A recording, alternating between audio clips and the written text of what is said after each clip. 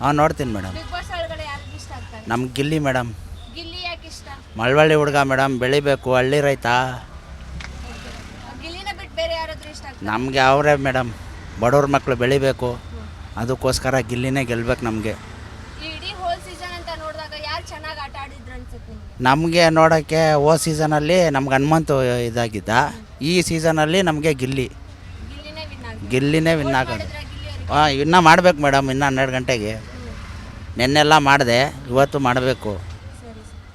ಮತ್ತೆ ಇವಾಗ ಗಿಲ್ಲಿ ಜೊತೆಗೆ ರನ್ನರ್ ಅಪ್ ಅಂತ ಒಬ್ಬರಾದ್ರೆ ಯಾರಾಗಬೇಕು? ನನಗನ್ಸಿರಂಗೆ ಈ ಉತ್ತರ ಕರ್ನಾಟಕ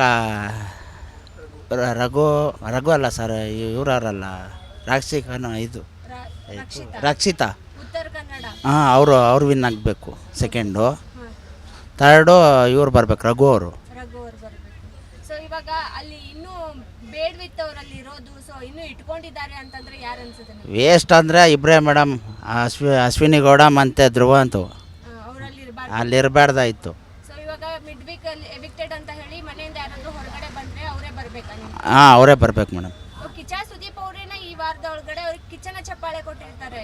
ಅದು ಸುಮ್ಮನೆ ನಮ್ಗೆ ವೇಸ್ಟು ಅನ್ನಿಸ್ತು ಮೇಡಮ್, ಅದು ಕೊಡಬಾರ್ದಾಯಿತು ಅವ್ರಿಗೆ. ಅವ್ರನ್ನ ಬಿಟ್ಟು ಯಾರಿಗೆ ಕೊಡಬೇಕಿತ್ತು? ಅದು ಬಿಟ್ಟು ರಾಶಿಕಾ ಕೊಡ್ಬೋದಾಯಿತು, ಆಮೇಲೆ ಇವ್ರಿಗೂ ರಕ್ಷಿತಾ ಕೊಡ್ಬೋದಾಯಿತ್ತು. ಹಾಂ, ರಾಶಿಕ್ ಅವ್ರ ಮನೆಯಿಂದ ಹೊರಗಡೆ ಹೋದ್ರು.